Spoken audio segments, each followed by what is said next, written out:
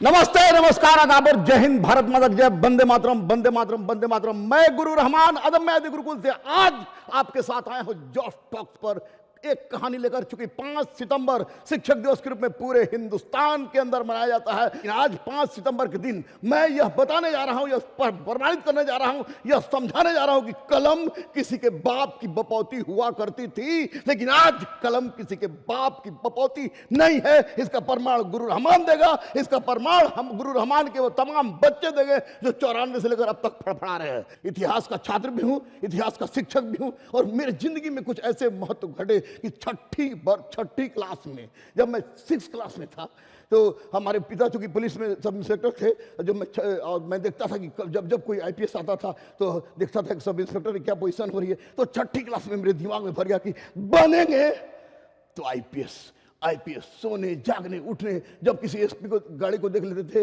और ये एसपी को देख लेते थे तो सारी रुआ खड़ी हो जाती थी।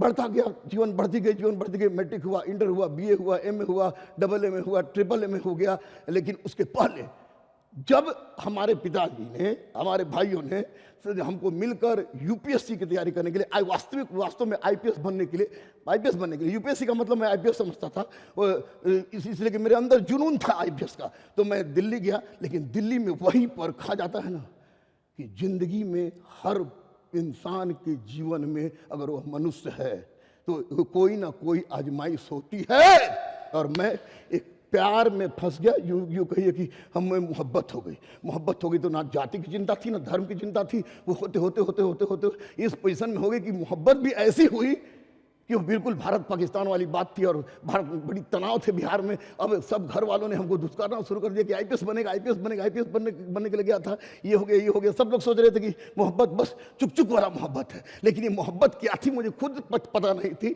परिस्थिति हुई एनीवे, समझ सकते हो, जाति टूटने पर गोलियां चलती हैं। यहाँ पर पूरा तो सब कुछ टूट गया था, तरह तरह की परिस्थिति हुई, कातिलाना हम पर हमला हुए। मैं भी एकदम लतखोर टाइप का हो गया। एकदम स्पष्ट रूप से बता दूं, एक समय ऐसा है कि पुलिस इंस्पेक्टर के बेटा को पेपर बांटना पड़ा 4 से 6:30 तक, बिल्कुल। और ये हिंदुस्तान दैनिक जागरण में पर्सिट घुसाना पड़ा, दूसरे कोचिंग का पोस्टर साटना पड़ा, गांधी मैदान में सोना पड़ा जब मकान मालिक ताला मार देता था तब। लेकिन हर बात, एक ही बात दिमाग में कौनती थी कि यह कब तक दीदार की तमन्ना हो गालिब, तो नजरें गड़ाए रखना, क्योंकि दुपट्टा हो या तकदीर सरकती जरूर है। ये बात मेरे दिमाग में बार बार कौनती थी गालिब की। अब पोस्टर नहीं साटेगा रहमान, पेपर नहीं बांटेगा, दूसरे का खाना पहुंचा के नहीं खाएगा, कर्म करेगा। और वहां से मैंने शुरू किया अपनी लड़ाई, जीवन जीने की तैयारी भी और लड़ाई भी। और चलते चलते कल याद आता है समय कि जब मेरा एक बाप दरोगा होकर हमको बेटा कहता था, तो मुझे गर्व होती थी कि एक दरोगा हमको बेटा कह रहा है। मां सरस्वती और बजरंग बली प्रमाण है, ईश्वर भी अवतरित होकर आते यही बोलेंगे। लेकिन आज के डेट में गुरु रहमान हजारों दरोगा, इंस्पेक्टर, सैकड़ों डीएसपी और एसपी तक को बेटा और बेटी बोलता है, वो चरण होते हैं। तो ये प्रमाणित कर दिया कि कलम बिना कलम के कुछ संभव नहीं है। मैं थोड़ा सा पागल हूं, और पागल होना पड़ता है लक्ष्य प्राप्त करने के लिए। अब देखो, कोई ताड़ी बेचने वाला का बच्चा जब भूख लगती हो तो ताड़ी पी के सो जाता है। कोई सब्जी ढोने वाला राम कुमार पाल, 900 रुपए में सब्जी ढोता है, बाल बच्चे होते हैं उसके। उस परिस्थिति में हैदर अली जैसा बच्चा, अभी साक्षी सीईओ, साक्षी जो क्वालिफाई को उसका बाप बर्तन पहुंचाता है आपको, मुमताज जो तालिबान जाता था, समझ जाओ आज क्या होगा। आज ये सारे के सारे किसी ना किसी महत्वपूर्ण पद पर है।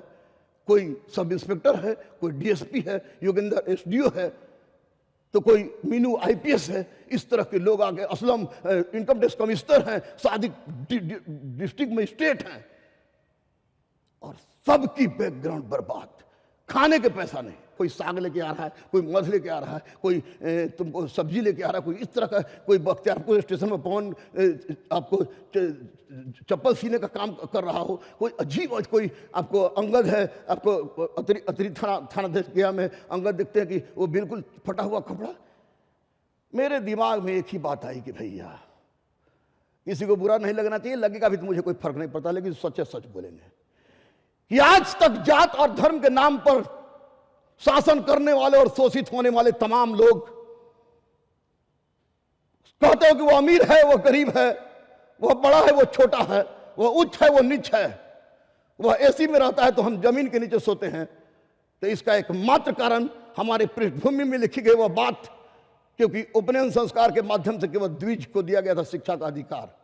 जात को मैं नहीं मानता, संप्रदाय को नहीं मानता, मेरी बीवी, मेरी बेटी, मेरा बेटा तीनों हिंदू हैं, मैं क्या हूं मुझे कुछ पता नहीं, लेकिन इतना बता दूं कि अगर कोई गरीब है, अगर कोई छोटा है, अगर कोई मुसीबत में जी रहा है, तो उसका एकमात्र कारण होगा कि वह शिक्षा के महत्व को नहीं समझा और समझता है कि तकदीर बदलने के लिए बम, बारूद, पिस्तौल, बंदूक से तकदीर बदली जा सकती है। नहीं, तकदीर बदलने के लिए केवल और केवल एक क्रांति संभव है।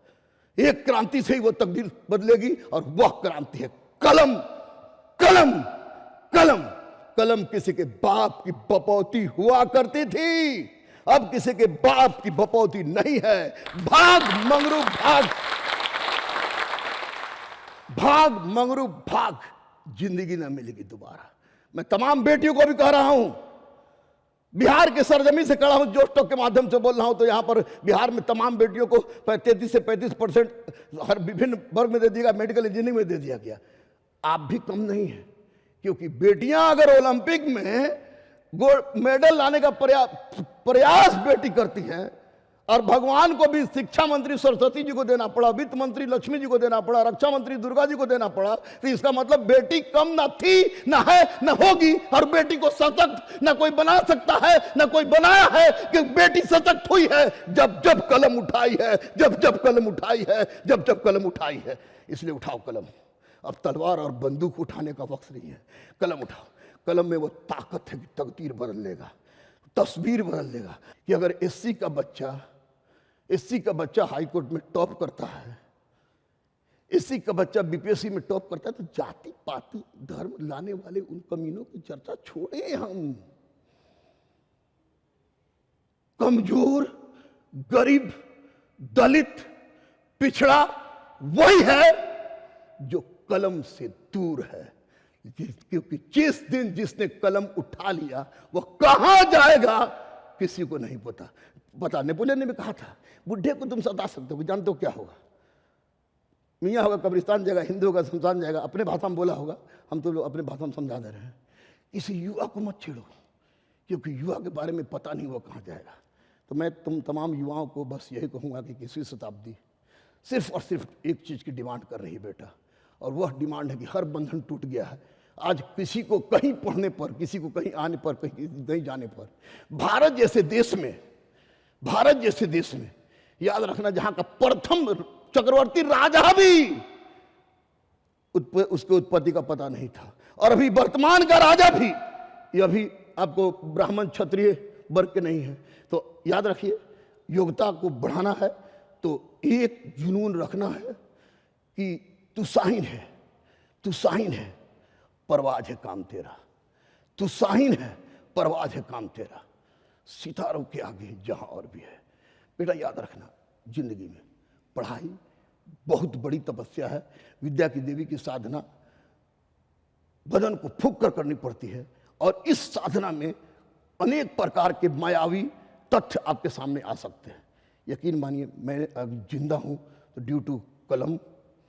आज हर बच्चों के घर में, जिनके घर में खाना बनाने के लिए चूल्हा नहीं जलता था, आज उनके घर में तीनों टाइम खाना बनता है, और बेटा बेटी पढ़ रहा है बड़े बड़े स्कूल में। तो निश्चित रूप से ये इस बात का परिचायक है कि पढ़ाने का काम भले मैंने किया हो, मैं गुरु पढ़ाऊंगा, लेकिन पढ़ने वाला वो बच्चा था जिस बच्चा ने सिद्ध कर दिया कि नहीं, कलम किसी के बाप की बपौती नहीं होती है। कलम किसी के बाप की बपौती नहीं होती है। कलम किसी के बाप की बपौती हुआ करती थी, आज कलम किसी के बाप की बपौती नहीं है। आज मैं सौभाग्यशाली हूं कि शिक्षक दिवस के अवसर पर मुझे जोश टॉक के माध्यम से हिंदुस्तान के तमाम बेटियों और बेटों युवा हैं और पढ़ाई की ओर अग्रसर हैं, उनको यह बताने के लिए गर्व हो रहा है कि ना बम से, ना पिस्तौल से, ना बारूद से, ना बंदूक से, क्रांति जब भी संभव है तो कलम के नोक से, और कलम उठाने वाले हो तो तुम उठा हथियार। याद रखना, हथियार कलम होना चाहिए, कलम होना चाहिए, कलम होना चाहिए। Great salute to you. आगे बढ़ो। उड़ता वही है जो फड़फड़ाता है, उड़ता वही है जो फड़फड़ाता है। इसको याद रखना। लक्ष्य को प्राप्त करना है तो बढ़े चलो, बढ़े चलो, कलम का साथ मत छोड़ना। यकीन मानना, गुरु बोल के जा रहा है, जो टॉक से बोल के जा रहा है, जिस दिन कलम से मोहब्बत हो गई, जिस दिन कलम से मोहब्बत हो गई कि सुनते हैं कि इश्क में नींद उड़ जाती है, कोई हमसे भी इश्क करा दे, मुझे नींद बड़ी आती है। अगर ये बात तुम्हें कलम से हो गई तो उस दिन मैं माथे पर लिख दूंगा।